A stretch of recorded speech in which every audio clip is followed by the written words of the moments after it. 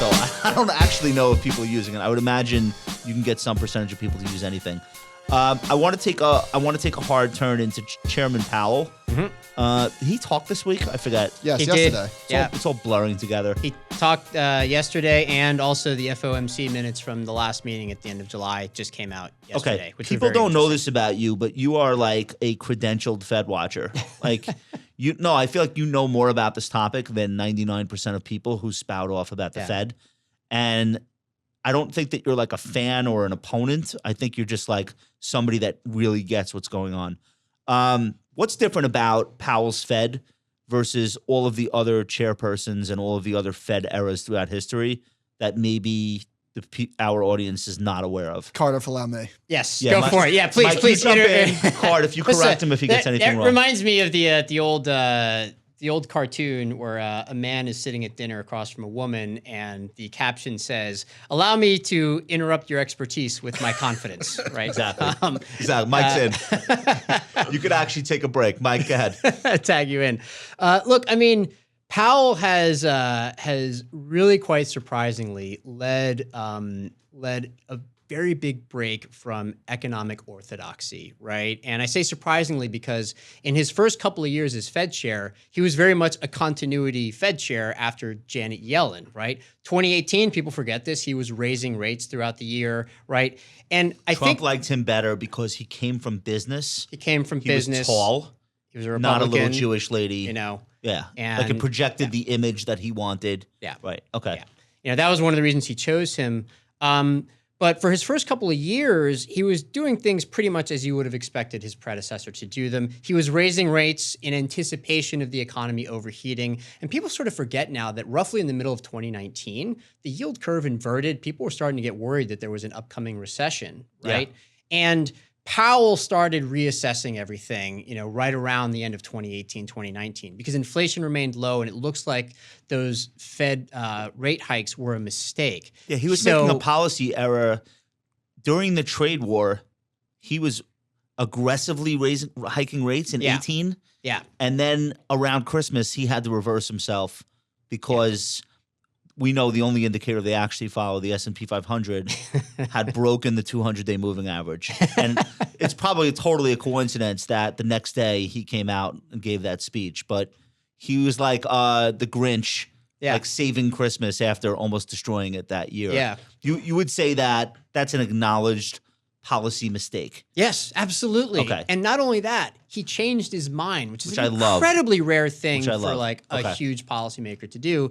And what he specifically started doing was saying, look, you economists, because remember, he's not an economist, right? Like he came from finance and he's a lawyer by training. And he said, you economists have had these sort of entrenched relationships between all these variables that you think are true, right? I now have to look at the real world to see where reality is contradicting all of your expectations of where theory says we should be. Were the academicians pissed when he said that?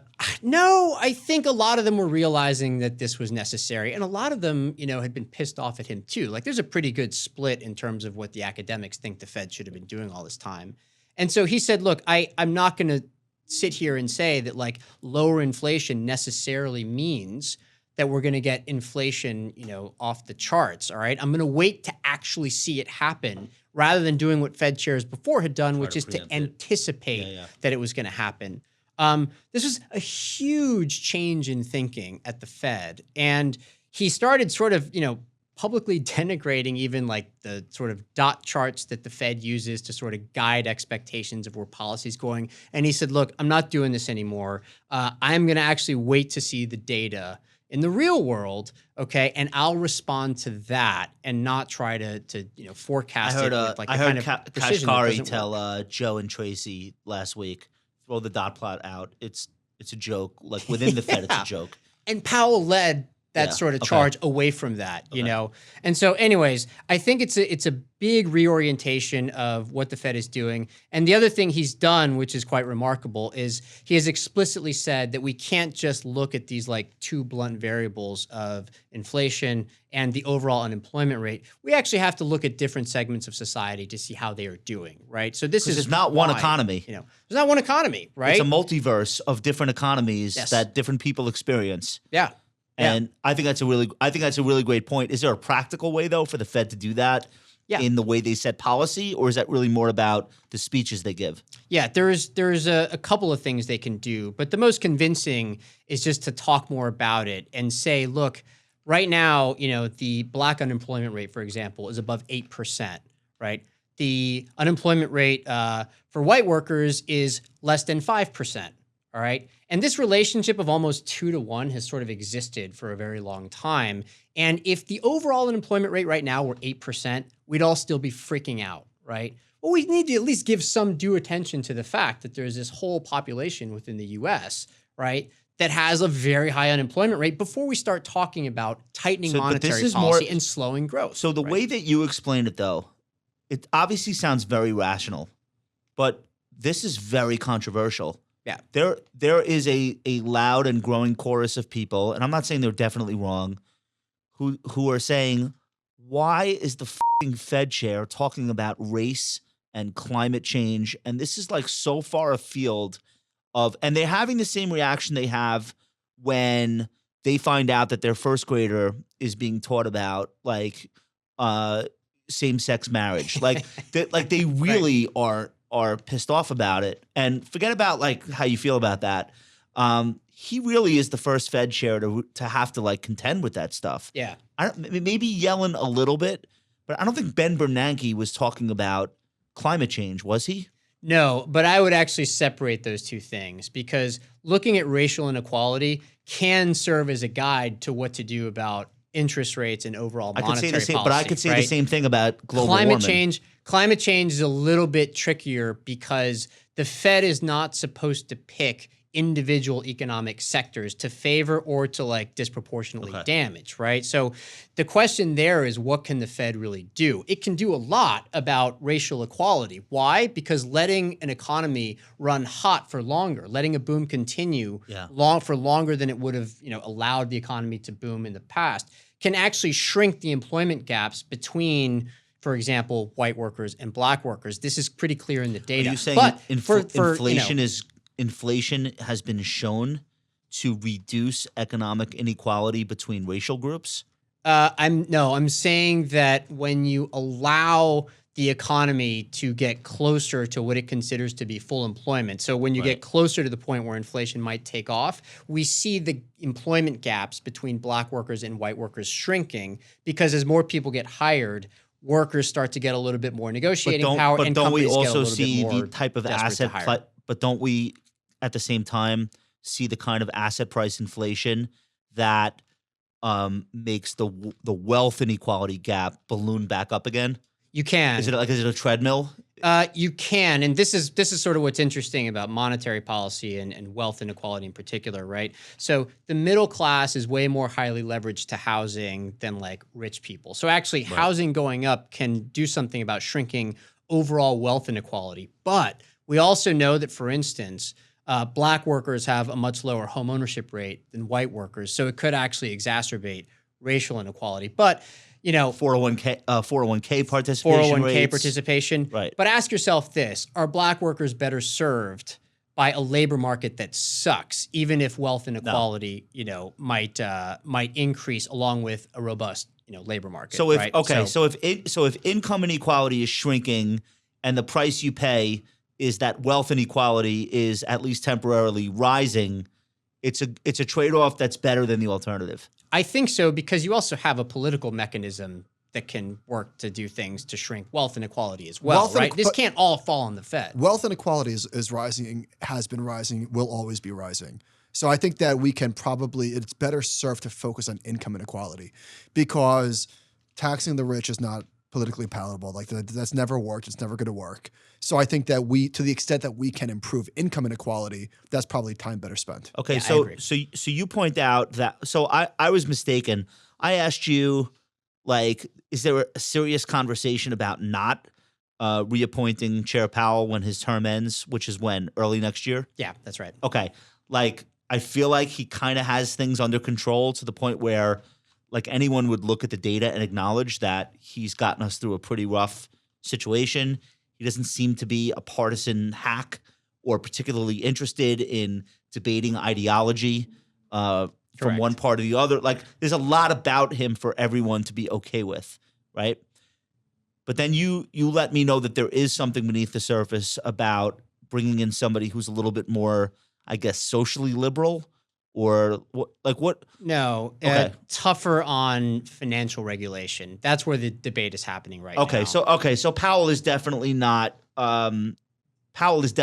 looking to crack down on banks or do any of the things that let's say the Democrats would like to see them do. Yeah, there's a specific issue, right? That a lot of by the way, this entire split exists within the left, right? That's where the argument is taking place. Powell has consistently voted against raising capital requirements for the banks beyond where they are right now. He's a banker. Right? So, He's a private equity guy. He is a private equity guy. Right. Can't So believe he's can't believe he's okay with leverage. Well, but it's not that. It's that the idea of a counter-cyclical buffer of like raising capital requirements when the economy is doing well is that then when things get worse, when the economy tanks again, banks are better defended because they're funding more of what they do with equity rather than with debt, which means maybe there's less of a chance of a financial crisis.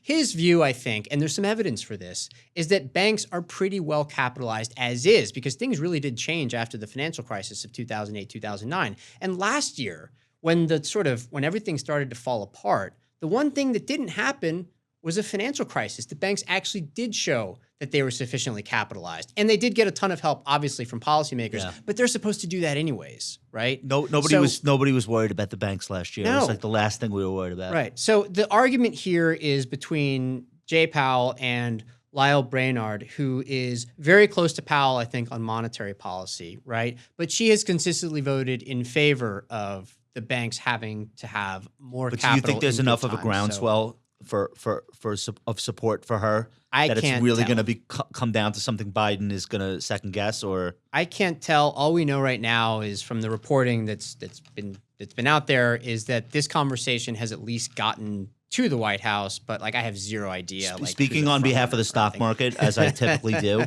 no thanks. We'll stay with Jay for now. I feel like a little bit of continuity is not the worst thing. And a lot of people on the left, by the way, have really come to appreciate this sort of revolution he's led in monetary policy. So it's not like he has no, fans on the left. It's just that that's where the split exists. Brainard is a legitimate, alternative, and that conversation is happening. Is it Brainard or Brainerd? It might be Brainard. Okay. I'm just mispronouncing. Okay, because the reason why I'm asking is because every time I see her name, I think of Fargo. Oh, the town is Brainerd in Fargo. Yeah. I don't. I apologize to Lyle Brainard if I'm mispronouncing her name. I don't know. I usually just read about it. Let's talk about inflation. We talked about it briefly, but this piece from GMO. First of all, do you think it's as hard to predict 5 years out as it is 1 year out? Is it which version of this statement is true? Well, that's a good question. Inflation is impossible to predict. Period. Or inflation is a little bit more reliably predicted further out as opposed to over the next 12 months? I think it's definitely harder to predict the farther out you go. Further out's harder. Yeah, the further out's harder, right? But also, but if we say there's this trend that's a 35-year trend now, like this great moderation, then arguably it'd be easier to predict further out. Like it could be erratic in the short term, but eventually we get back on trend, which is down. But things change, right? If you'd asked me 2 years ago, would inflation this year be running at 4 to 5% year over year? I'd have said, what are you nuts? Where the hell is that going to come from? Look what happened. Yeah. You know what I mean? Okay. I think you can look at trend inflation and you can look at some economic pressures and where they're going and say, with the enormous caveat that there's going to be no massive external shock like COVID or something else, that you can guess at what something's going to be, at what inflation's going to be in a year. 5 years, I wouldn't even bother playing that game with you. You know what I mean? Because who the hell knows? Yeah, I hear what both of you are saying. I think it's an interesting argument. One of the things that I was coming back to when commodity prices were rising, that I thought this was going to be temporary, and the thing that I would pay attention to are wages, because that's the sticky part. That's the thing that doesn't go away. And even though we are seeing the median wage all across the country rise to $15, I think I saw something, the fast food average is $17 or something along those lines, which is fantastic. It's bad when it hurts the mom and pop businesses, but if McDonald's and Chipotle have to pay a higher wage, who cares? It's great. They take it to margin anyway, so we have to pay a little bit more. No harm, no foul as far as I'm concerned. But looking at the Atlanta Fed wage data, which GMO shared in their piece, does this look like chart on? Does this look like we're seeing wage pressure? Not yet. Right. Yeah. This is so the Atlanta Fed wage data. By the way, this is composition adjusted. In other words, this follows the same people as opposed to some of the other data series, which like have Meaning what? They have like dropouts, and then that affects the wage data. So that if like low wage workers why that's lose so their important? job, So this is more right? consistent, no? This is like a very good like. So You know why that's so important? This follows the same people. Because if you have a boomer retire at the top of the income scale for a given job, Right. and then you have a 21-year-old right out of college replace them at a lower wage, they consider that deflation of wages. Yeah. When in reality, it's just different people at a different point in their life doing the same job. See, for less. Cardiff, Exactly right. Cardiff, That's why this is I'm glad you're here nice. because the composition of wages, to Josh's point earlier, it changes when people are coming in, going out. But this says, and I didn't know this until you just said it, the Atlanta Fed's wage tracker is a measure of the nominal wage growth of individuals constructed using microdata from current population surveys. Right. So this is a pure message of overall wages, and there's nothing to worry about. Yeah, wages are going up, but I mean, Do they Yeah. tell you when They're you're all- part by the of way, their- they're all very Do they useful tell you when they're inform- tracking you? What's that? they tell- I don't know. Is this submitted data? I'm not sure. If it's from the CPS, then I'm guessing that like, yeah, that you. well, they that track you know, from It's like a Nielsen family who has the televition rating box in their house. they track you from the Right. vaccine. Oh, right. Hello. Right. I forgot Yeah, this all about got way that. easier in the last year and a half, right?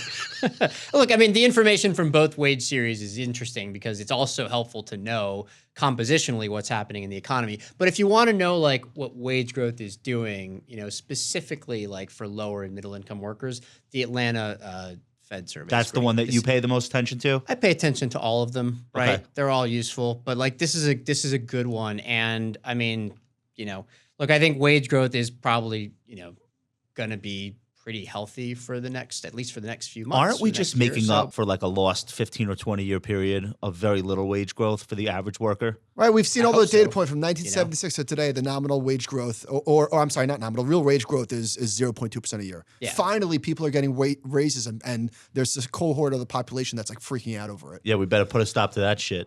But like this doesn't make any sense to me because you pay more and the people who are getting the wage bumps are also the people who are more likely to spend the money. So which means that like there might be like a shift in like which economic sectors benefit, but it doesn't mean the overall economy is going to be worse. If anything, it'll be better. I don't understand where So, inflated pricing rises, but the pie is going to ostensibly grow if people that spend money have more of it. Yeah. I wanted to get your take on this. What do we make of producer prices rising faster than consumer prices? So Liz and Saunders tweeted this chart. It looks pretty rare. We saw this in the 70s. Obviously, not a great We have time. this? What do we make of this? What's going on here? This is a great question. I'm not so sure if you look at a chart like this that producer prices the have like a noisiest- very this is useful very like noisy. that like it translates into actual consumer prices later on, right? It's important for like for producers, for companies, but right now again we're just like in this really weird moment. And we've got chip shortages. There's weird stuff happening with containers, right? I mean, there's all these kinds of blockages which are going to affect these companies, but ultimately whether it translates into consumer prices depends on the health of competition between There's like, an the people who analyst- actually sell things to consumers. There's an right? analyst asking an auto executive on a conference call about like a Malaysian chip plant that closed down. It's like, is that really going to be the difference maker between whether or not somebody wants to invest in GM or not? Yeah. That a Malaysian chip plant is closed down. Like, what are we doing here? But that is, to your point, like there are a lot of things companies are telling us that they've never had to tell us in a long time. Yeah.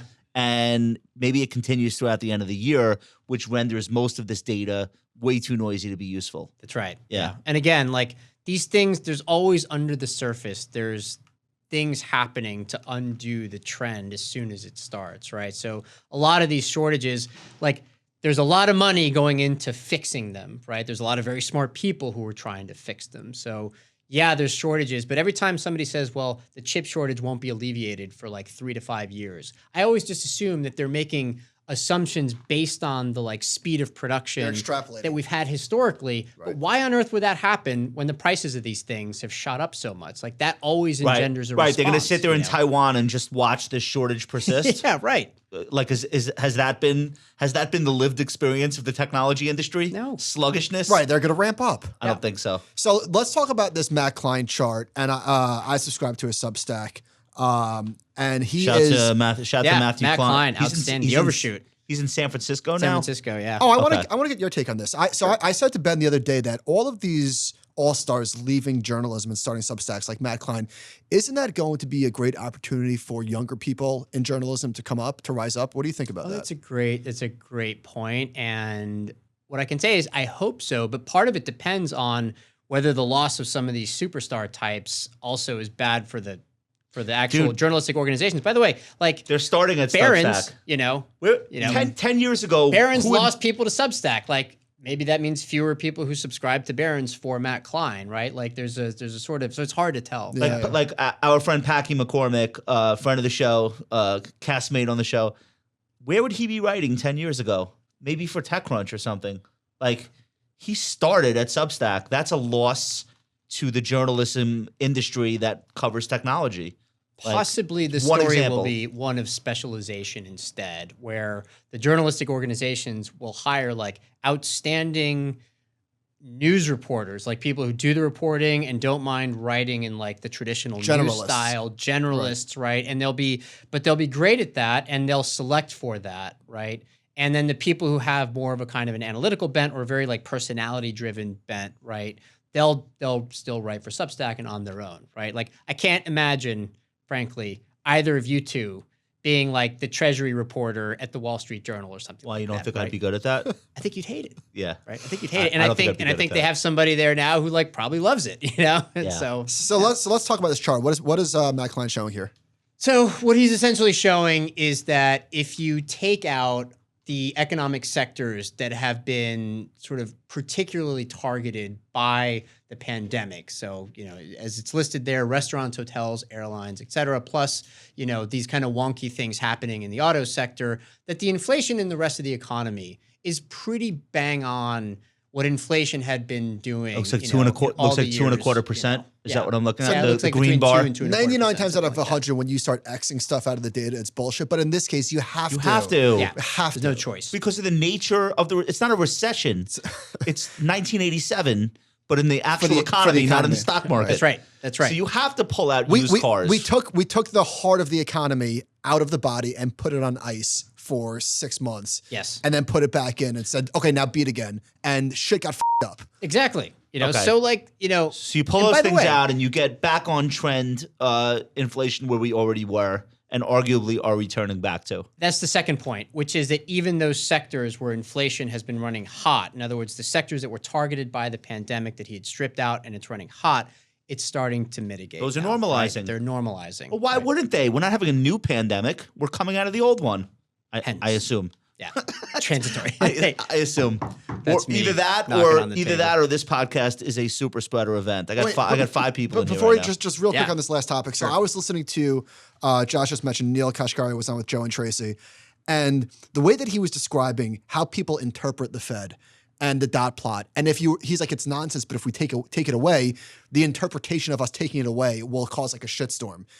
And gold will go to 3,000. And so I think like there is real problems with this transitory thing. The temporary, the transitory, the temporary, like it is confusing for people. And that's understandable, right? It's probably confusing for the specialists, for the Fed. I'm a little confused half the time, right? Even beyond what's normal. So I sort of think that explaining this as clearly as possible is really important, which is why I like that chart. I think it's a very compelling thing to show people. But like with the Fed trying to communicate this stuff to people, because people prefer the very simple, explanation. Right now there kind of isn't one, so we have to wait it out. But also people, I think, sometimes worry about like an overreaction. If the Fed says don't worry about the the dot plot, or if the Fed says like, listen, like, yeah, we might start tapering off purchases of treasuries and MBS and everybody's going to freak out. Right. So then they try to say, well, that's not related to when we're going to eventually hike rates. So there's this constant like people freaking out and then the Fed saying, don't worry about it. Sometimes it works, sometimes not. Like try to look through that. The other thing is that most of the people covering the Fed, like in their basement, assume the worst, no matter what they say or do. Yeah. Assume that there's either ulterior motive or they don't know what they're talking about. Right. Or sometimes both. All right. They might say, so yeah. so let's talk about the new bazaar. I listened to your first episode. So let me set this up. You were doing the Indicator podcast. Was it a radio show too? It was sometimes cut down into a shorter radio show that went on NPR. Right. So you were doing NPR, which is, speaking of prestigious, right? And I loved your show, and I was a guest on it. And shout out to Stacy. Yeah. Both of you guys, yeah. So they fired you. And no, so you incorrect. So during the pandemic, you've been very passionate about podcasting, and I think you're very good at it. And you said, myself and a business partner, we're going to set up not only our own podcast, but we're actually going to set up a podcasting business. Tell us what you're doing there. Yeah. So Amy Keene is my business partner, and she and I collaborated on FT Alpha Chat, which was the podcast that I hosted at the Financial Times before I went to NPR. So she and I had been talking for a long time about possibly getting together and working together and starting up like our own company. Something that actually is part of like the broader economic story of last year is that because everything was shut down last year and our savings rates went through the roof because we were lucky enough to keep our jobs, it actually accelerated like the date at which we could finally like launch this business, yes. you know? So we did earlier this year and we're just 4 months into it now. But we decided that because the podcasting like business models are so in flux right now, and because the business itself is sort of unclear, we're setting up like 3 buckets, right, of things we're doing.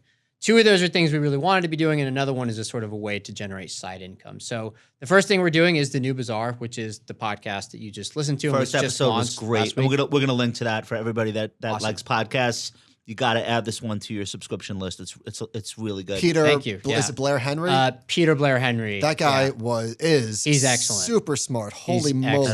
And what a personal story. That was amazing. Yeah. Amazing. Yeah. So we booked him for next week. So. Excellent. Well done. So you guys don't have to actually listen to the New Bazaar. Just wait a week. Tuned. Just wait a week.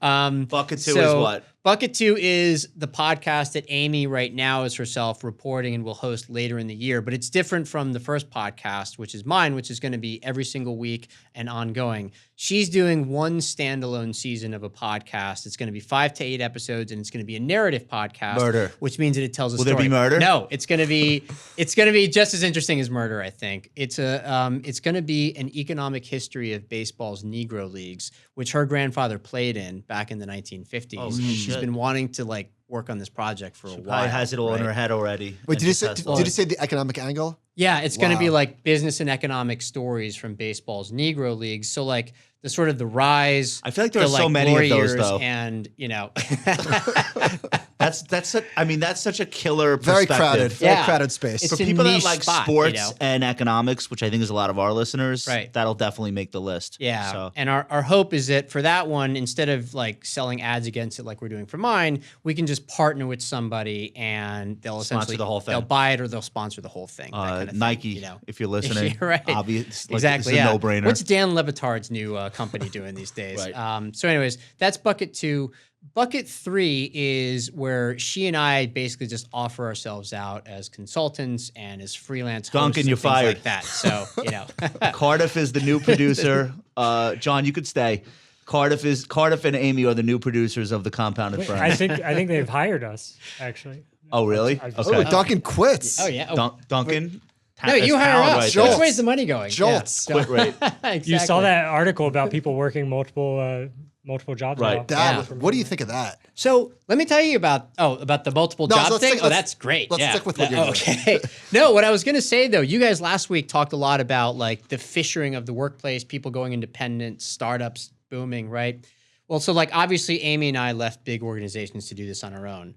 Our lawyer that we hired to do like our contracts and our IP, like he just went on his own a year and a half ago. The sound engineer we're using is a freelancer, right? The composer that we hired to do our music, all right, he has his own company. We're literally not using any companies that have like an organizational structure. Are you guys just all right? Venmoing each other? Is that like how money's changing hands? I love this because I've always been an indie, person myself. Like I've always just been like I'm doing this myself. So I love that that's happening. Yeah. How much room is there for new podcasts? Is there plenty because old podcasts just die out? Because I know there's a lot, but there's a lot that go away and are no longer on the field of play. There's a lot of turnover. So that's why there's still room for new ideas. And also from the business side, right? Here's a number that might surprise you. This is the first year, 2021, when it's expected that podcast revenues in the U.S. in total for every podcast, right, will cross $1 billion, right? It's remarkable. In revenues. It's tiny. Right? It's small. And Joe Rogan's probably 5 to 10% of that whole $1 billion thing. for the whole pie? For the entirety of the U.S. podcasting market, revenues are expected to pass just $1 billion for the first time. What are we all doing this year? Right? but Cardiff, you're right. It's between the Ringer, Rogan, Marin, and the Daily. That's got to be 50% of the pie. That's a huge share Duncan, of the pie. Are you surprised by that number? Yeah, no, I would $1 billion for the whole industry. So I spoke about this with Ben recently that I was flabbergasted because I think Yahoo Mail did like $4 billion in revenue last year, or whatever Yahoo segments that they were selling. I couldn't believe how small podcasting is. Yeah, and still growing, I should say, which is like, to me, I think there's still a business opportunity there, partly because of all the turnover that you just mentioned, Josh, and also because it's still an immature industry. There's a ton of experimentation happening right now with podcasting business models, okay? You guys have done host-read ads. It's a relatively new innovation of the last couple of years. But is right? it feels very 1940s, quite frankly. Well, yeah, but a lot of like media is going back to the 1940s, where there's like the sort of boundaries between like what's news, what's just who you are, it's personality driven. A lot of that stuff is very different from what we had for like decades of just like Dan Rather's CBS Evening News. You know what I mean? It's just a very different ecosystem. So Dan in terms of Rather how to, in Vietnam, like now, like if he were, he would be like selling muscle powder from the fucking helicopter, like leaving Saigon, jumping out of, and he would own his own production, and everyone that worked for him would be freelancing. Exactly, right? It'd be a very different world. It's just a different world. So there's still a lot of experimentation happening on the business side, which is also partly why Amy and I, who are already taking like a massive amount of like personal risk with our own finances, right? We knew that we had to like try a few different things. I was going to say, how are you sleeping since like starting your own business? Because this is your first venture. Yeah. I mean, I was terrified when we started on. Michael could tell you. Yeah. Like I was anxious all day. Like, are you like that, or are things clicking? It's not that I've gotten anxious because I'm really excited that we're doing this. We've been dreaming about this for so long. Right. We are working a lot. Like we're working long hours. In fact, in terms of running a business, I think the one lesson I've learned that's really stuck is that the advice that people sometimes give you on like LinkedIn or these damn like bogus sites where they're like, hey, just write the 6 things you have to do today and cross off the bottom 5. That's such horseshit. When you're running a business, you got to do all 6 things, you know, like and sometimes 3 others that you're not even aware of. Pop up, right? Right. What I've learned instead is that you still have to do all the tasks, but you have to get better. I had to get better at switching my mindset between the different tasks, because there's a very big part of our job that requires creativity, and that you can't be hyper efficient about. Like you have to like think through the idea deeply. You have to do a lot of reading. You have to bounce it off people, come back in and out. So like you have to make room for that.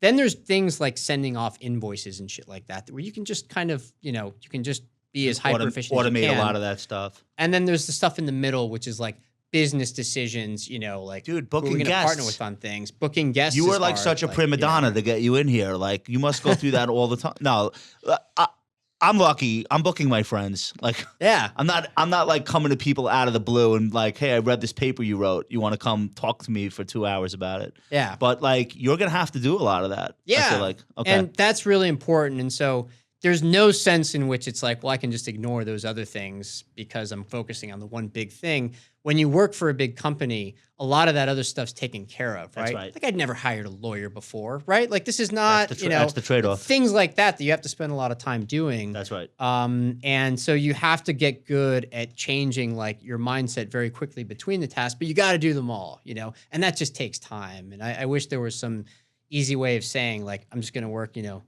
8 hours a day. And There's no short- like there's when no you shortcuts. start a business, Because it's the very upside, hard. because the upside, if this works, the upside is so big that the 10 hours you're working instead of 8 hours, it won't even occur to you like in real time while you're doing it. Because also this is a passion thing for you. It is. This isn't like, oh, I guess I'll just do a podcast. Like this is what you want. Right. So you're not the That's what I hours. love doing. The hours aren't going to be the issue for you. Yeah. The issue is going to, no, I don't even know what the issue would be for you, but it's going to work. Yeah. I've been listening to you for a long time. I listened to your new thing. You're going to blow up. I got a question for you guys, actually, if you want to, reverse. Why the are we so good interview. at this? No, it's more, when you have this podcast, and I know you have like a few others, right? What kind of like process did you use to put in place like the scaffolding of like, okay, we get the guest in, we have a bantery segment first. We have this sort of built-in suspense on this show right now of like, there's all these topics. People are wondering what the topic's going to be. They're wondering how good the guest is going to be, right? Presumably you don't announce that before the thing comes out. You have like the favorites at the end. That's like, I'm fascinated by how people put built-in suspense. You have a take on this? Into their Mike's been like, podcasting podcast. longer than I have. What's the question? It's like, what kind of thought process? Like, how did you arrive at the structure of the show? Of the show?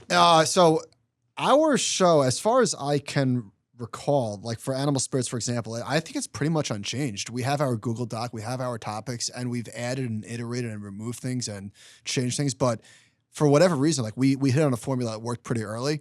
And then I think for what are your thoughts, we did make one important tweak to that. So we have 3 topics each. And what we were doing for the first, This is the YouTube show. for the first year and a half. And this is so dumb what we were When doing. you hear it, you're gonna.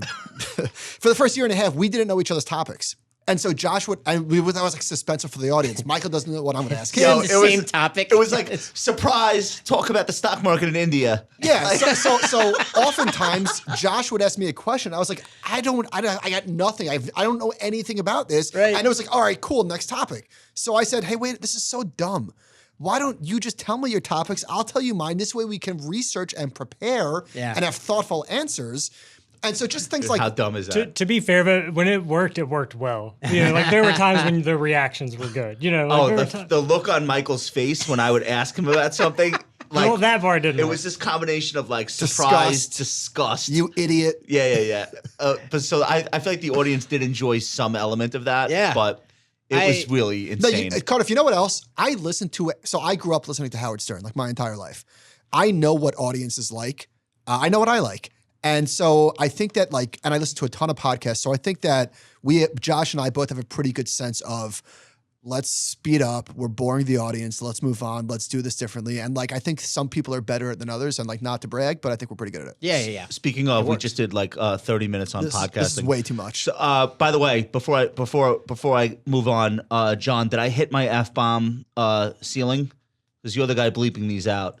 It's enough. I think I hit it for you. How many do I have left? How many do I have left? For example, Cardiff, we've got— go ahead. I was just gonna say he jokes, but we literally do keep a list of F-bombs. No, I know that. So we've got 3 more topics, but it's enough. We're 80 minutes into this. Let's do this fast. I was gonna say, when I was listening to your podcast before, I was like, this thing's an hour and a half. I was like, that's what, halfway through a Scorsese movie? Is there? That's right. Do we take breaks? I thought you were gonna give me a red cup to pee in halfway through.